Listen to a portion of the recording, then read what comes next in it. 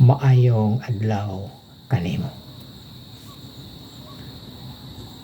Ang pagsimba part 2. Nakahibalo ka ba nga tao nga daghan ang mga nagsimba ngadto sa Dios nga maimperno?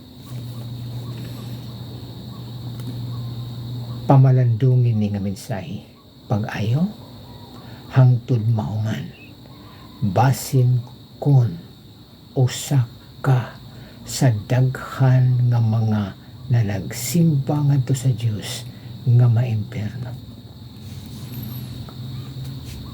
Ikaw nga tao, gibuhat ka sa Dios nga dunay tulo ka parte. Duna kay espiritu, duna kay kalag, ug duna kay lawas. Sa panahon nga mamatay ka sa lawas nun nga kamatayon, ang imong lawas mo balik sa yuta kay sa yuta na gikan.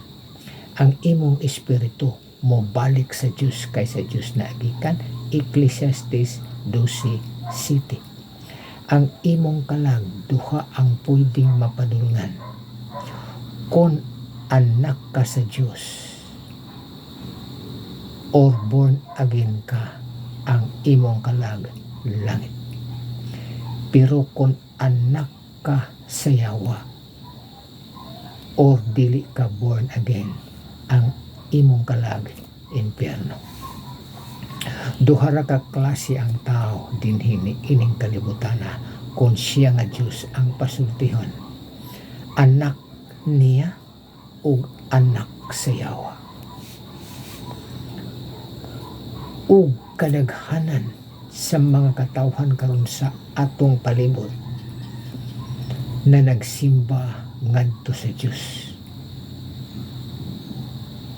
Pero pamalandungi pag-ayo, daghan ang mga na nagsimba ngadto sa Dios nga maimpyerno.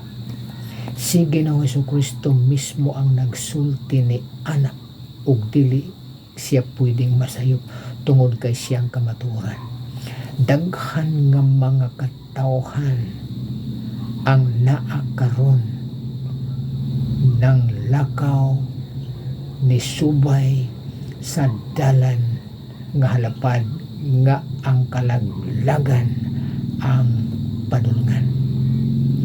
Jutay lamang ang mga naa sa sigpit nga dalan nga ang padulngan langit. Pamalandungin ni pag-ayo kay ang imong kalag kung ang Diyos maoy pasultihon, labaw pa nagbili sa kantidad sa kalibutan. Siya nga Diyos gusto siya nga mahibalo ka nga sa wala pa ang sala misulod sa kalibutan. Ikaw nga tao, kung siya nga Diyos ang pasultihon, anak ka niya. Sa wala pa ang sala misulod sa kalibutan, anak ka niya. Gibuhat ang tao sama sa dagway sa Diyos.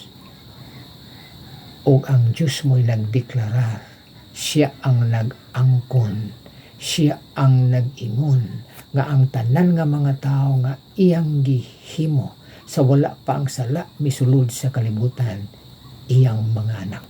Mga buhat 17:29. Pero sa panahon nga ang sala misulod na sa kalibutan, ang tao na himo ng anak sa yawa.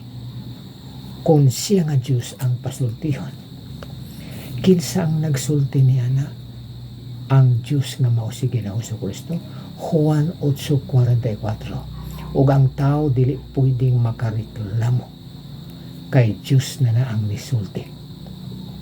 Ug ang tao ni ana nga panahon nga ang sala misulod na sa kalibutan, anak sa yawa. Sa panahon nga ang anak sa yawa mamatay sa lawas to nga kamatayon, 100% ang iyang kalag inferno. Nakita na sa Diyos nga problema, iyang gipadala ang iyang anak nga bugtong nga mao si Ginoong Kristo para musangyaw sa mga tao nga nahimong anak sa yawa, nga nagkinahanglan sila maluluwas nga mao siya. Si Ginoong Kristo mismo ang nagsulti, nagsangyaw sa pagtulunan nga born again. Ang born again dili relihiyon. Ang born again pagtulunan niya nga ang tao kun makasabot siya sa pagpasabot gikan sa Espiritu Santo, nga nagkinahanglan siyang maluluwas kung kana nga tao ma-born again, maanak sa Diyos pagbalik, ang iyang pagkaanak sa yawa mawagdang, mahimo na siyang anak sa Diyos pagbalik. Mauna ang born again. Ang born again means dunay gigikanan. Ang gigikanan mao ang panahon sa wala pang sala misulod sa kalibutan, anak ka sa Diyos. Nahimo lang kang anak sa yawa sa panahon nga ang sala misulod sa kalibutan. Pero gusto ang Diyos kang imong pagkaanak sa yawa himuon sa balaan nga espiritu nga maanak sa Diyos pagbalik para tawgon ka nga born again.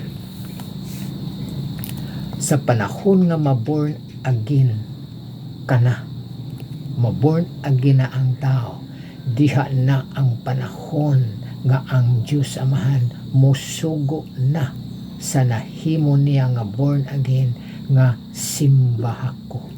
Pag simba mo kanako, kay ako na ang inyong Amahan, gihimota mo nga mga anak, o ako nga Amahan natural nga musugo sa akong mga anak nga simbahan ko.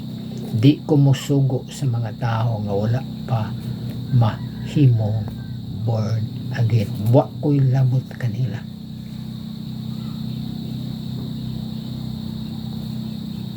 Ang Diyos gusto sa imo nga kinabuhi nga masabtan nimo ang imong pagsimba kon wa baka ka maapil sa kadaghanan karon nga nagsimba ngadto sa Dios nga maimperno. Ang ilang pagsimba na masin nga malangit, na masin nga dili maimperno. Musimba sila sa way pagsusi kung ang ilang pagsimba na tukma ba sa gusto sa Ginoo. So siya pag-ayo, pamalandungi pag-ayo ang imong pagsimba. Kung nahimo ka na bang anak sa Diyos. Kung dili ka pa anak sa Diyos, gusto siya nga Diyos nga himuon ka nga anak niya pagbalik o ang pwedeng makahimo niya na ang balaan nga espiritu ra. Ang balang espiritu sa Titus 3:5, siya ang mo trabaho, siya ang mohimo sa tao nga gikan sa pagkaanak sa yawa nga mahimong anak sa Diyos. Mauna ang trabaho sa Espiritu Santo, o ang Espiritu Santo mauna ang muabli sa imong hunahunag sa labutan para ka makarealize nga nagkinahanglan kag maluluwas nga mao si Ginoong Kristo, nagkinahanglan kag pagkamatarong o pahibaloon o sabi ka nga dunay paghukom nga umaabot nga grabe ka delikado. O ang balang espiritu mo producer kanimo og pagtuo nga gitawag o pagtuo nga kinasingkasing Roma Kapitulo 10 versikulo 9 ug 10. Ang pagtuo nga gikan sa Dios nga iyang pwedeng madawat kanang pagtuo nga gikan sa Espiritu Santo. Heart faith sa English, dili head faith. Heart faith, pagtuo nga kinasingkasing nga gikan sa Dios kay naa diha ang pagkamatarong maanaa sa iyaha tungod kay kana nga klase sa pagtuo gikan na sa Espiritu Santo. Kay ang pwedeng makaabli sa hunahunag sa labutan sa tao ang balaan nga espiritu ra. ug ang balang espiritu ra usab ang pwedeng makaprodusar og pagtuo nga kinasing-kasing. Kay ang huna og salabutan sa tao sumala sa ikaduhang Korinto 4:4 gibutaan na sa yawa. Ug ang pulong sa Dios samtang siya magapaminaw kabuangan lang na para kaniya. Mao nay hinungdan nga ang balang espiritu mao'y mo abli, mao'y mo pasabot, mao'y mo lamdag og maunay mo produsar og pagtuo nga kalising-kasing nga mo resulta pagdawat sa butong anak nga mao si Ginoo Kristo nga mao'y butong manluluwas. Kung gusto ka nga dili ka maapil ni anang mga kinabag-an nga mga tao karon nga na nagsimba nga ang padulngan imperno, dawata si Ginoo sa Kristo ingon nga imong Ginoo maluluwas sa imong nga kinabuhi. Karon ayaw palabya ang panahon, sunda kini ang maong pag-ampo, igiya ko ni para kanimo. Si Ginoo sa Kristo dugay na siya nga nagpaabot nga imong pasulon sa mga kinabuhi og naa siya nagatuktok sa puntahan sa imong nga kasing-kasing. Sunda kini nga pag-ampo kung wala pa nimo gidawat si Ginoo sa Kristo.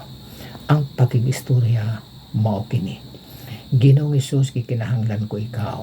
Ako nagaabli sa pultahan sa akong kasing-kasing og kinabuhi ug dawaton ko ikaw ingon nga akong Ginoo maluluwas. Sulod ka karon kanako Ginoo sa ako nga kinabuhi ug salamat sa imong asahan nga mosulod ikaw kung pasulod. Salamat nga ani ka nasulod sa akong kinabuhi. Salamat nga imo akong gihimo nga born again karon. Salamat nga imo kong gihatagan sa kinabuhi nga walay katapusan o pagpasaylo nimo sa akong mga sala. Salamat kanimo Ginoong Hesus. Salamat sa imo nga Espiritu Santo nga nag-abli sa akong nahunag sa labutan o nagprodusar kanako sa pagtuo nga kinasing-kasing nga ang bugtong makahimo niya na ang balaan nga Espiritu ra nimo. Ginoong Hesus, salamat. Himo ako nga tao sumala sa imong kabubuton. Amen. Kung ikaw nagsunod na ato nga pag-ampo, ayaw kalimti ang pizza o tuig kanus-an nimo siya gidawat. Kung wala to nimo masunod ang mong pag-ampo, ayaw palabi ang panahon. Sunda kadto ang mong pag-ampo para ka mahimong anak sa Dios pagbalik, para ka ma-born again, para nga ang imong pagsimba na linya ka na sa gisugo sa Dios nga mosimba ngadto kaniya nga siguro ka na nga anak niya pagbalik. Balik-balik ka sa pagpaminaw kini nga mensahe para masabtan gid nimo pag-ayo ang imong kahimtang karon nga ang imong pagsimba tinuod ka na ba nga anak sa Dios para tukma sa iyang pagtanaw. Kay sayang ang imong pagpangalagad, sayang ang imong pagsimba ngadto sa Dios kung ang pagtan-aw sa Dios kanimo anak ka pa sa yawa. Ug anak ka pa sa yawa nga maabtan ka sa lawaston nga kamatayon, di ka na ko ikita dito sa langit. Langit nga tumang kalipay ang masinati dito uban sa Ginoo.